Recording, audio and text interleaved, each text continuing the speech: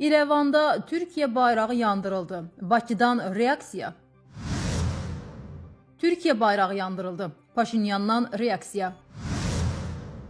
Rusiyadan müharibə xəbərdarlığı. Daha bir ölkəyə hücum başlayır. Putin inanılmaz plan hazırlayıb. Bəşəriyyət üçün ən dəhşətli senari yaxınlaşır. Amerika Birləşmiş Ştatları hücum edərsə, bu ölkə vurulacaq.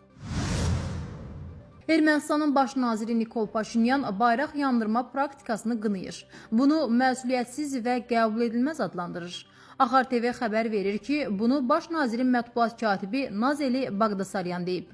Baş nazir Paşinyan bu praktikanı qınayır. Onu məsuliyyətsiz və qəbul edilməz adlandırır. Beynəlxalq səviyyədə tanınmış bir dövlətin, xüsusən də qonşu ölkənin bayrağının yandırılmasını dövlət başçısı fərqli qiymətləndirə bilməz. Bu, açıq-aydın təxribatçı və gərginlik yaradan davranışdır, deyə o bildirib. Qeyd edək ki, İrəvanda qondarma erməni soyqırımı qurbanlarının xatirəsinə həsr edilmiş məşəl yürüyüşü öncəsi Türkiyə bayrağı yandırılıb. 23 aprel tarixində Ermənistanın paytaxtı İrəvan şəhərində məşəl yürüyüşü zamanı Türkiyə bayrağının yandırılmasını qətiyyətlə pisləyirik. Axar TV xəbər verir ki, bu barədə Azərbaycan Xarici İşlər Nazirliyinin yaydığı məlumatda bildirilib. Ermənistan hökuməti etnik zəmində kök salmış nifrətin təcəssümü olan bu kimi kampaniyanın qarşısını vaxtında almalı və müvafiq təhlükəsizlik tədbirləri görməlidir. Bu kimi qəbul edilməz aktlara demokratik normalar, sərbəst toplaşmaq və fikir azadlıqları əsas gətirilərək göz yumulması tamamilə qəbul edilməzdir. Ermənistanda hələ də güclü şəkildə revanşist və etnik nifrətə əsaslanan faşist düşüncənin açıq təzahürü olan bu kimi aktlar beynəlxalq səviyyədə pislənməli və qarşısı alınmalıdır. Ermənistan hökumətini bu hərəkətləri törətmiş şəxsləri məsuliyyətə cəlb etməyə çağırırıq. Xarici İşlər Nazirliyinin məlumatında deyilir. Finlandiya hökuməti ölkənin müdafiə qabiliyyətinin gücləndirilməsi məqsədi ilə nüvə silahlarının idxalı və saxlanmasına icazə verilməsini təklif edib. Axar TV Global Infoya istinadla xəbər verir ki, Finlandiyanın müdafiə naziri Antti Hakkanen deyib ki, bu təşəbbüs potensial rəqiblərə qarşı çəkindirici təsiri artırmaq və NATO çərçivəsində təhlükəsizlik səviyyəsini gücləndirmək məqsədi daşıyır. Finlandiyanın belə bir addım atması başa düşüləndir. Rusiya-Ukrayna müharibəsi bitməyib və yeni münaqişələr alovlanır. Bu, öz növbəsində regionda riskləri artırır. Xüsusilə Finlandiya kimi sərhəd ölkələri daha ehtiyatlı davranmağa məcburdur. Həmçinin Finlandiya NATO'nun ən gənc üzvlərindəndir və alyansın Rusiya ilə sərhədində yerləşir. Ona görə müdafiəsini daha da gücləndirməyə çalışır.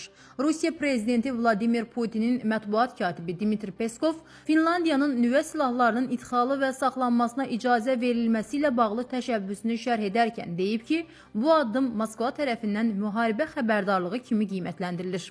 Rusiyanın narahatlığı başa düşüləndir. Amma nüvə silahlarının idxalı və saxlanmasına icazə vermək Finlandiyanın öz silahını istehsal edəcəyi mənasına gəlmir. Bu, lazım gəldikdə NATO'nun nüvə imkanları Finlandiya ərazisində yerləşdirilə biləcəyi deməkdir.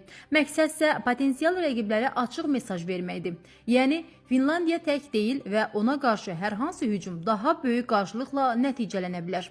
Bu addımın arxasında əsas zərurət çəkindirmədir.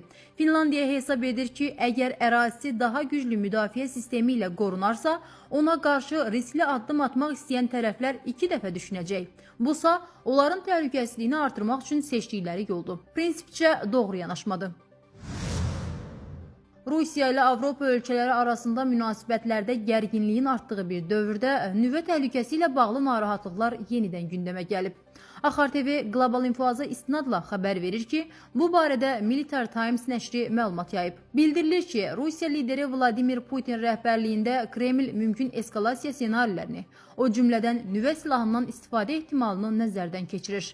Qeyd olunur ki, son dövrlərdə hərbi və siyasi ritorikanın sərtləşməsi tərəflər arasında qarşıdurma riskini artırır. Xüsusilə təhlükəsizlik və strateji balans məsələləri fonunda qarşılıqlı ittihamlar daha da intensivləşib. Məlumatda bildirilir ki, Rusiya, Avropa ölkələri və Ukrayna arasında mümkün nüvə müharibəsinin başlaması bəşəriyyət üçün ən faciəvi senarilərdən biri hesab olunur və 2-ci Dünya müharibəsindən sonra ən ağır və dağıdıcı dövrə səbəb ola bilər. Analitiklərin fikrincə, belə açıqlamalar daha çox təzyiq və çəkindirmə məqsədi daşısa da, bu kimi bəyanatlar regionda və qlobal səviyyədə narahatlıqları artırıb. Avropa ölkələri isə öz növbəsində təhlükəsizlik tədbirlərini gücləndirir və mümkün risklərə qarşı hazırlıq səviyyəsini artırmağa çalışır. Amerika Birləşmiş Ştatları İranın neft quyularına hücum edərsə, Tehran zərbənin həyata keçiriləcəyi ölkənin hədəflərinə zərbə endirməklə daha güclü cavab verəcək. Axar TV xəbər verir ki, bunu İranın vitse-prezidenti İsmail Səqqab İsfahani deyib.